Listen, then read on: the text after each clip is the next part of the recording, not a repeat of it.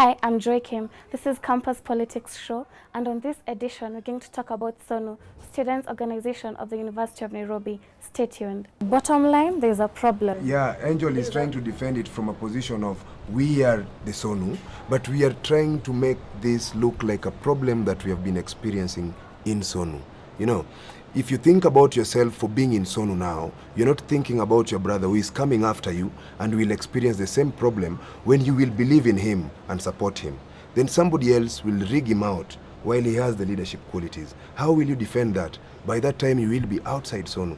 So while we are here, you have to accept that as much as you're in this government, there is a problem that has been underlying, and Dennis can confirm. It is not an allegation that is coming to the table because Mike Jacobs and Babu Owino vied. No.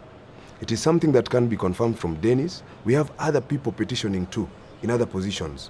Why? Because they feel cheated. So what's the process? The process is that after the election, you take 3 days and lodge a petition. Yes. Did you do that? I have done that within the 3 days.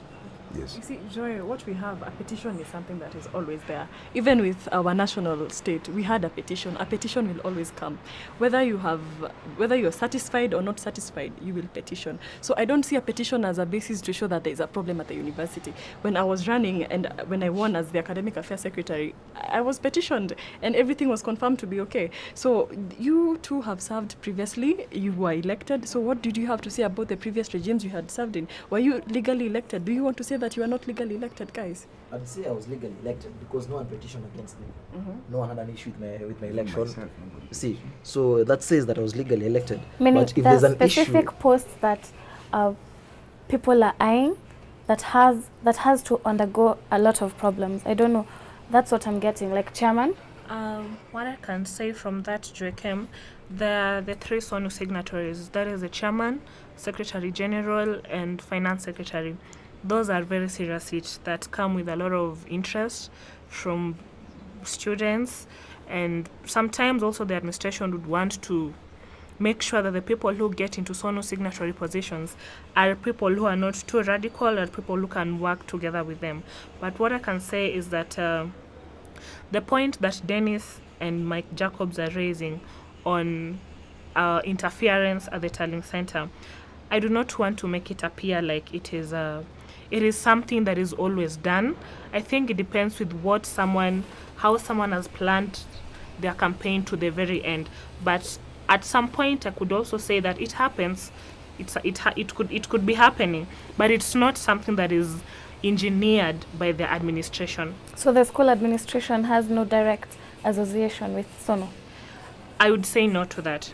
Because we always have a campaign period, and it's usually very thorough, depending on the positions. The first top 3 signatories usually very serious, and then the rest of the executives, because we have to campaign across 11 campuses. You have to reach out, and you have to be able, an election is usually complicated because you have to campaign you have to get people to vote for you, and now in SONU, given that you already know what happens, if you're not too keen on your results, they could get messed up with. So you have to be vigilant again, making sure that the votes you get remain as they are until you're declared. So that's the problem, because you're supposed to do the elections and wait for fair results. When you say that you have to be vigilant with the who are these people who are tallying these votes, who are trying to what's the word? To alter the results, meaning there's some sort of compromising. People are compromising with certain leaders. Yes, and when I'm saying people is administration, because you don't do an election knowing that you're going to follow up with your votes, and why don't you have the trust in the commission that? Who elects this commission? One thing I must say clearly here is that we usually have student commissioners and staff commissioners from the administration. And most of the time, the people who are who are actually in charge of the elections at that point in time is the student commissioners. So the people who normally have a lot of vested interest there are the student commissioners. So I wouldn't say that the administration really takes part in interfering, and so comes from the students themselves. Yes. Yes, and again, when she talks of being vigilant, this is politics, and you cannot be very comfortable at your seat waiting for everything to come out as you want it. So it is a political field, it is a political arena. You have to be careful. So it's not that it always happens that that maliciousness and being compromised is all that, because you don't know what someone will bring to the table to have you put down, and you just have to be protective. You have just confirmed that it is corrupt. Exactly. No. Thank you. No, Now, you can I also being vigilant interject? is just being okay. You have an opponent, you don't know what they'll you just do. agreed that it Yeah, happens. can I just talk about have it? No, I don't agree Just with you agree. guys. Yeah. Yes, Mike, let's Mike. I think you have heard Kate deny that the administration is not directly involved. In my own thinking and in my surety, I know that the administration is directly involved. If these are student elections, we would say that the administration is not directly involved if we had an independent body to carry out the elections. But if we have the staff commissioners ranking higher than the student commissioners, then the hierarchy of handling the elections still starts from the staff commissioners, meaning they are directly involved in student elections. Any decision that is made in their presence, not in their sleep. They are in these stations, they receive these results, and they're not even able to question that these results are not the same ones that I submitted, meaning that there is a compromise at some point. This university, in its integrity, should be a corruption-free zone. It is very sad to listen to a leader who is in the university as a student leader accept that corruption is something that is accepted in the university. No, it cannot be accepted from the student side if it is not accepted from the administration side. If we are talking about bribing, then this is completely a different scenario. It has been made political, and the university is no longer a corruption-free zone. It has been confirmed on your table, and you can see that. Yes. Okay, so we have a serious matter at hand, Yeah, sure. and It's an issue that should not be overlooked, because what we're all saying is that it's there. It's only that people have different ways of handling it. Meaning, I mean, how do we elections, get rid you of win this elections problem? if you're the highest That's bidder the wins bottom elections. line. How do we get rid of this problem? In my own framework, I personally think that for SONU to have a smooth election, it should be conducted by an independent body. Okay. It was more transparent when a private body used to conduct elections. Angel, if you can remember, we used to have the IEBC conducting elections in the university, using the same ballot boxes that they use in national politics, using the same election rules, which I think was fairer, because at the end of the day, this was an independent body that is only seen in the school once we have the elections. But look at the kind of system that we have now. The same administrators we know are the same people who conduct the elections. How accessible are they for us to bribe, as they claim? Very easy. Then the election is already compromised. Okay. Yes. So everything that has a problem has a solution, and that's a very important point to note. And so off from elections and campaigns, so as student leaders, what are your services to students? Like, let students know what are the kind of services you should offer them, or you will offer them. Okay, as the finance secretary, it could appear that I'm in charge of all SONU finances and all, but that is not the case. It's just a channel through which, for example, we provide bursaries, SONU bursaries to needy students. So that is one of the things that SONU does for students. Another thing, there are several projects and proposals that we have. As I said earlier, SONU has a total of about 23 executives. You find that there are health and accommodation secretary, the sports secretary. So SONU looks at having projects or proposals or programs that look at nurturing students' talents, and also looking at the welfare of students, and also there's also a gender secretary in charge of empowering the girl child and also sorting out issues with that. So SONU is broken down into different stages. We also have a SONU parliament and the SONU clerk, and we have congresses. They have a meeting to deliberate and discuss on issues. So I think SONU, if given a chance to serve students properly, it can do much better things. Okay, so but it's very sad that student leaders, after the campaigns, just like national politics, you don't see them again. They only go for meetings where this is was sorry. This was finding that one. I think I get the question you want to ask her. Student leaders, I don't think that applies to all the student leaders, because you find Dennis Njeru here served as sports and sports secretary. Mike was a main campus rep. We go to class together with Mike. We share classes. We share classes with Dennis. As students, not as leaders. Yeah, as students. We have executive meetings every now and then. In a month, we should have about 2 or 3 meetings, and we usually have these meetings. So I think unless it is for those students, like Babu, we know is maybe students from Parklands will see him all the time, and I could also say that. The student leaders are in touch. Maybe they cannot be in touch with every single person, but most of the time we are there. We have meetings to deliberate on issues. We have parliamentary sessions every 2 weeks. And aside from that, we also have personal touch in that these are people we go to class with. We stay with them in the hostels. You see them every other day. You're able to have first-hand connection with them and know what is going on. Yes. Okay. So, but do you agree that there's poor leadership in the University of Nairobi? For example, events thrown in school. They are very mediocre events. You can't compare these events to University of Nairobi because it's unacceptable. Something like 2016, Mr. and Miss UN 2016, it was held in the field.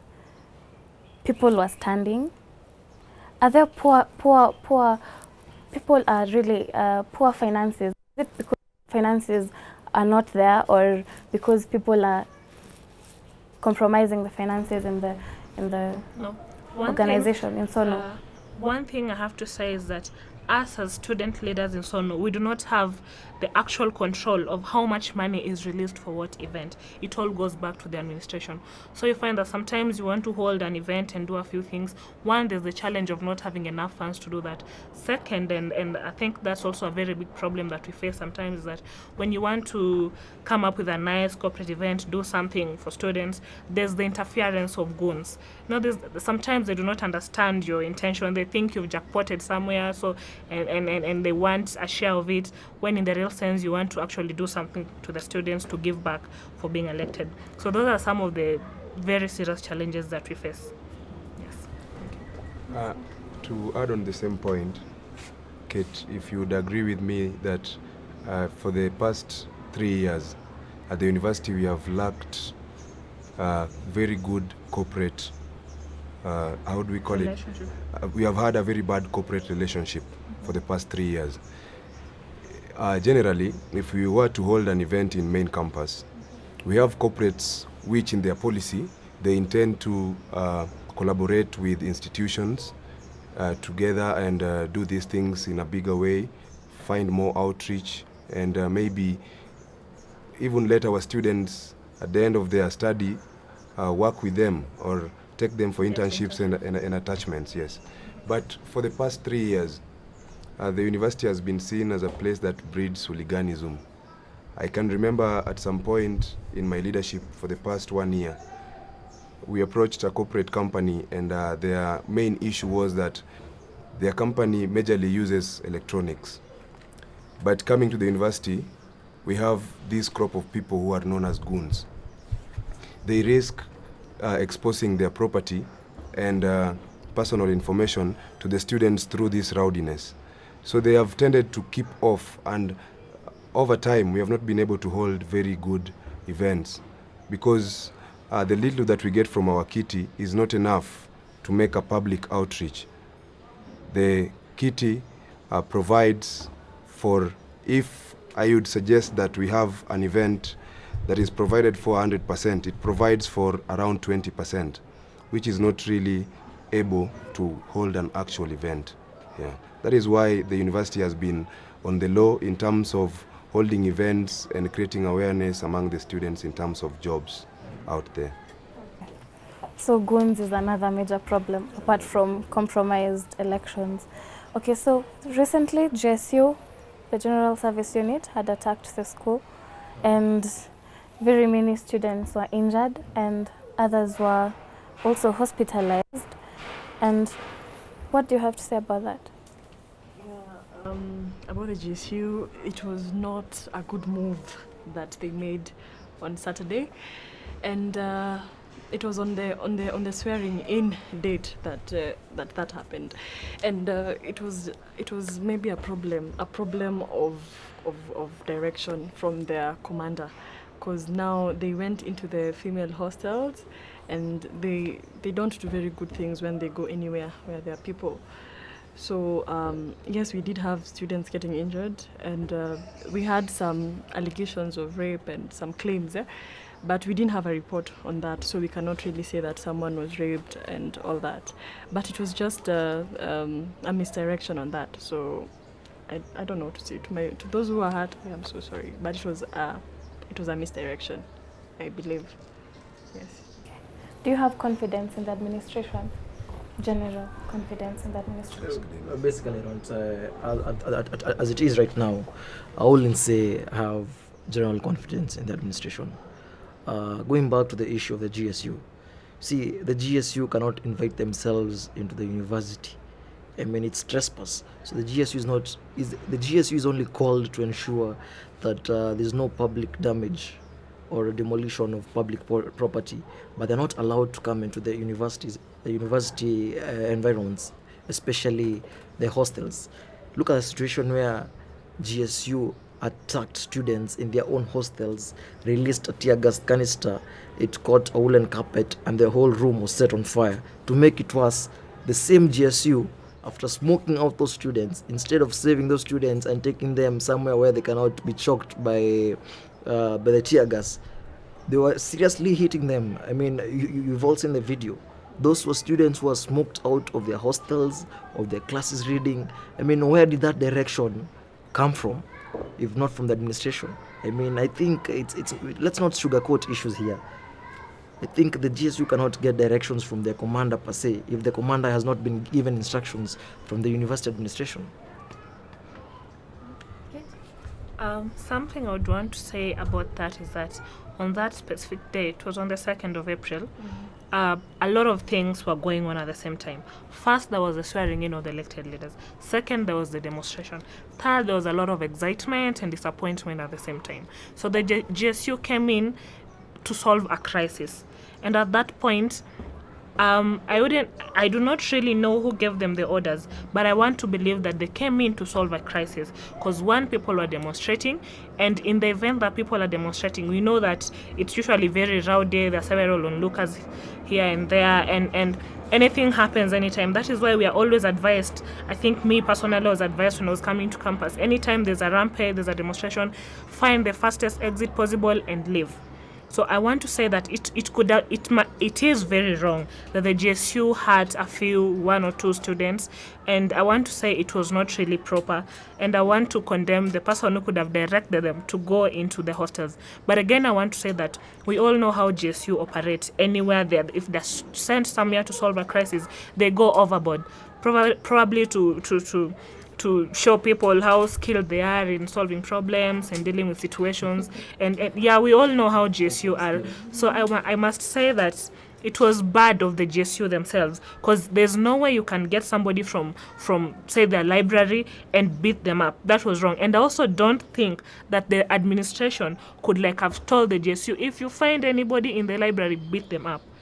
There was just misdirection somewhere, and I think as from the second day it was sorted out. They were not going to the hostels. They were not really, yeah. I think Mike Jacobs can tell us, because he was there in the demonstration. Most of us got scared and disappeared. Mike, what happened? Because there's a video of you charging the GSU head on. What actually happened, it is not about how necessary. What actually happened on the 2nd of April was that it started as a peaceful demonstration where the students met at the Freedom Corner. We have a popular Freedom Corner back at the university.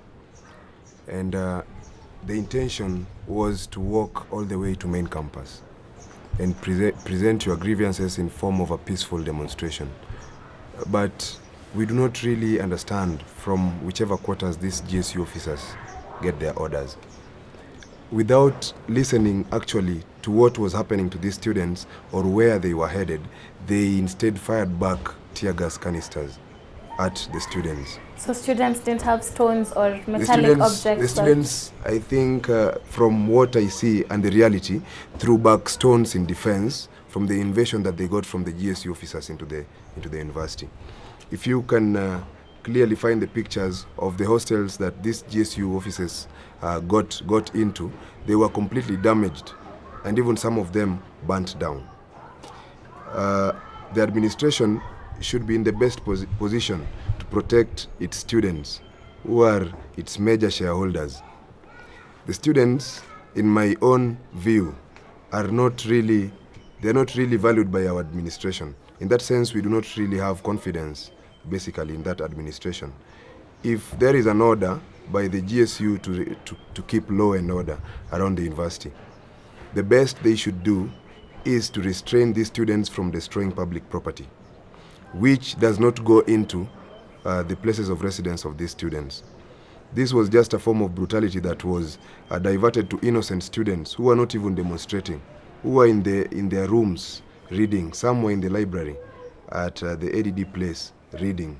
They were smoked out and caned under the glares of a camera for more than 10 minutes, in my view. This was brutality that was not directed by the administration, but there is lack of direction from the same administration. Okay. So, but the demonstrations happened on the first day and people were injured. The second day, you still, the second demonstration, that was on Tuesday. The first demonstration was on Monday, the second on Tuesday. So which led to, the first was on Saturday, yeah? The second on Monday. Why didn't you tell your team, don't demonstrate today, let's go to the court and let's do this in a legal way, instead of going to the roads and disturbing public? This was not a cause of retracting back after showing your intentions, and this was not a cause where we were to show the GSU our intention and be caned and get back to the hostels. This was a case of students actually wanting to get answers from the same administration that governs them, but met by resistance, by the orders which we do not know from where, were given to the GSU officers. The students, in their own sense, if some were injured, where do they get the spirits to get back and do a peaceful demonstration? There is an agitation that was coming from them that was not heard for the last 3 days of their demonstration. It was not a case of saying that we were beaten yesterday, so the struggle is not continuing today. This was a case of actually agitating for what we think is right. And we would do it even if we had, in terms of, let me put it in terms of a story, even if we had 100 soldiers, we would still do it remaining with one soldier. It is a course towards a change. Okay. So do you feel responsible for the school being closed? Do you feel like you and your team are responsible for the school being indefinitely closed? I do not feel responsible for the university getting closed, because I totally blame it on the incompetence that we have seen in our administration. We have very other good and laid out ways of solving problems apart from closing the university and suspending students.